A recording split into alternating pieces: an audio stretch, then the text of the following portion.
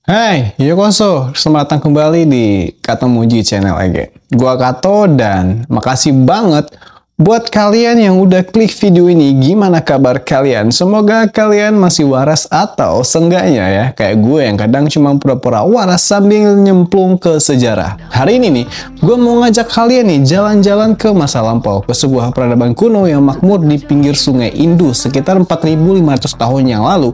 Ini jauh sebelum Kekaisaran Romawi berdiri atau piramida Giza selesai dibangun. Di benua Asia, tepatnya di wilayah yang sekarang kita kenal sebagai Pakistan dan India Barat Laut, terjadi sesuatu yang jauh luar biasa banget. Jadi pegang erat-erat guys, karena semakin dalam kita nyemplung, semakin gelap.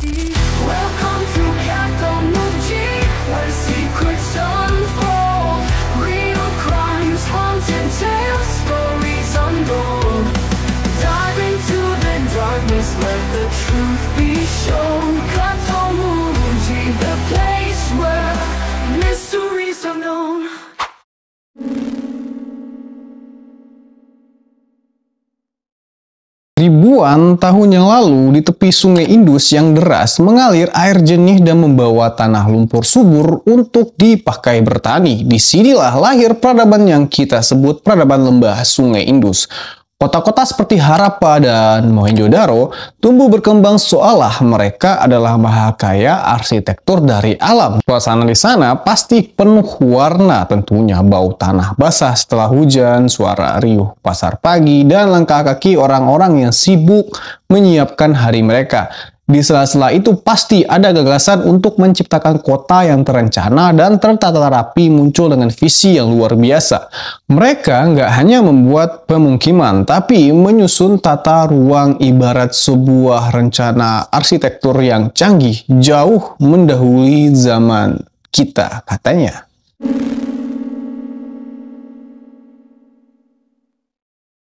Pertama, mari kita melangkah ke Mohenjo-daro. Nama kota ini nih, yang artinya adalah Bukit Orang Mati. Memang terdengar agak menyeramkan ya, tapi jangan salah sangka, disinilah kehidupan berdenyut kencang dahulu. Bayangin, jalan-jalan kota ini seperti papan catur raksasa, lurus, rapi, dan dipotong-potong dengan grid yang sempurna. Jalan utara, selatan, dan timur barat saling bersilangan menciptakan blok-blok pemukiman yang dibuat sedemikian rupa untuk memaksimalkan sirkulasi udara dan efisiensi ruangan.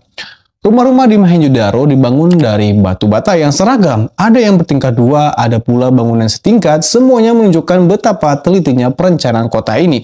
Ada yang bilang kalau dilihat dari udara nih, kota ini bisa dibilang kayak kota modern yang sudah familiar bagi kita sekarang. Yang paling bikin terpukau adalah sistem air dan sanitasi mereka. Di tengah zaman yang umumnya masih buang sampah sembarangan bro, warga Mohenjo-daro sudah punya kamar mandi pribadi di rumahnya. Mereka memasang saluran pembuangan bawah tanah yang terbuat dari batu bata. Dirancang sedemikian rupa untuk menyalurkan air kotor keluar dari kota. Ada pula sumur-sumur umum yang menyediakan air bersih. Gimana? Keren banget kan? Di saat itu ya kan sudah paham betul bahwa sanitasi dan kebersihan merupakan kunci kesehatan masyarakat.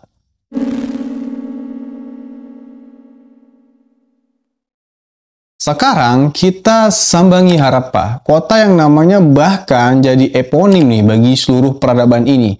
Terletak di tepian bekas sungai Ravi, Harappa menampilkan pola tata kota yang ajaib banget Ege. Terstruktur bersih dan penuh simbol-simbol kehidupan. Di Harappa sendiri nih, susunan bangunan dan jalan-jalan diatur rapi kayak kayak karya seni gitu. Bukti arkeologis menunjukkan bahwa di sana ada area untuk pasar atau pertokoan yang menurut arkeolog Jonathan McKenoyer dari Universitas Wisconsin-Madison pernah menjadi pusat aktivitas perdagangan katanya. Di sepanjang jalan kota utama ini terdapat deretan toko dengan bengkel kerajinan yang berjejer rapi katanya. Di pasar itu, pedagang menjual perhiasan cantik dari batu karnelian merah, lapis lazuli biru, dan potongan logam mulia. Barang-barang yang tidak hanya bernilai estetika, tapi juga menunjukkan kemampuan teknologi dan kreativitas mereka. Gue bisa membayangkan ya, suasana ramainya, wanita mengenakan perhiasan indah, pedagang sibuk menukar barang dagangan, dan anak-anak berlarian nih di jalanan yang bersih. Cerita tentang artefak ditemukan di Harappa seperti stempel batu dengan gambar binatang unicorn atau mungkin badak bertanduk satu menjadi teka-teki hingga hari ini nih. Karena tulisannya belum terpecahkan ya guys. Apa sebenarnya pesan yang ingin disampaikan oleh segel-segel itu? Mungkin itu adalah rahasia belaka yang tertinggal dari peradaban yang begitu maju ini menurut gua. Gua ingin kalian benar-benar membayangkan kehidupan di sana. Di pagi hari ketika matahari baru menyinari lembah sungai, warga Harappa mungkin berkumpul di alun-alun untuk membahas rencana harian mereka. Suara dari pasar yang baru mulai hidup terdengar sementara anak-anak bermain di jalanan yang sudah diatur dengan sistematis. Kehidupan di sana nih tidak hanya soal bangunan dan infrastruktur, tapi juga mengenai budaya dan spiritualitas. Mereka tampaknya mempraktikkan kepercayaan politeistik. Mungkin ada upacara keagamaan di setiap sudut kota untuk memohon keberkahan dari para dewa. Di dinding bangunan dan prasasti kita bisa melihat nih simbol-simbol kesuburan yang menggambarkan bagaimana nih mereka menghargai dan memahami alam di sekitar mereka. Kita juga bisa membayangkan bau harum hasil kerajinan tangan, pot-pot yang dihiasi pola sederhana namun elegan, patung-patung kecil yang seolah menceritakan kisah dewa dan dewi, serta suara gemericing alat-alat kerajinan yang dibuat dengan tangan ahli. Semua itu menggambarkan kehidupan yang penuh warna dan kompleks, namun terikat oleh aturan dan struktur yang sangat teratur.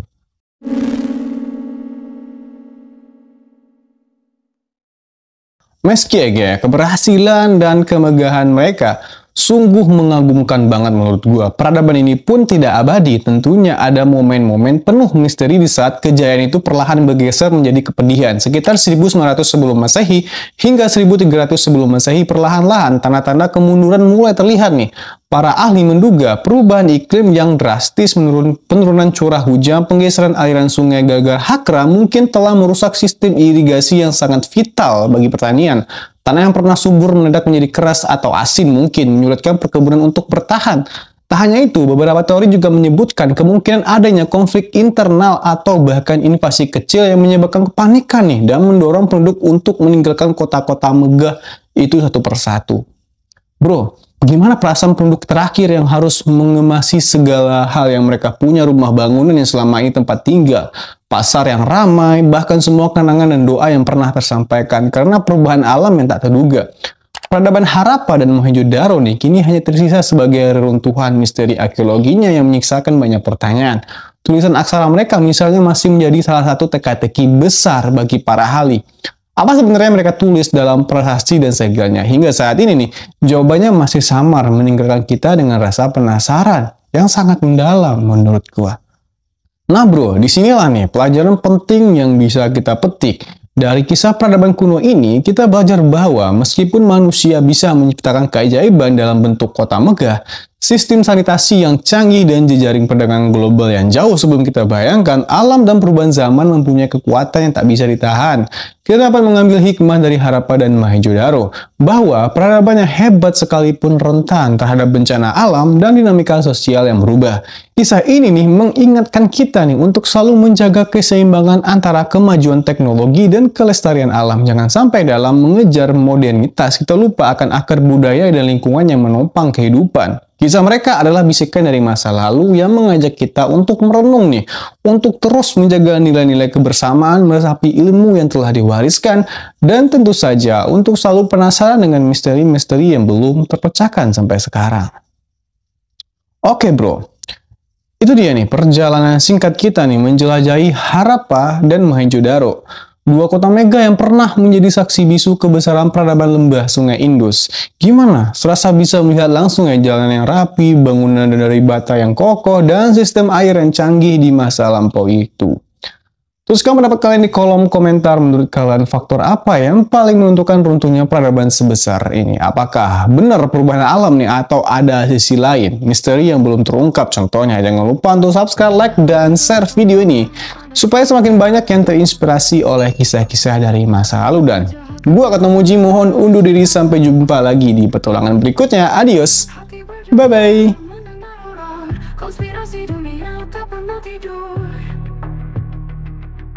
Cerita rakyat penuh teka-teki.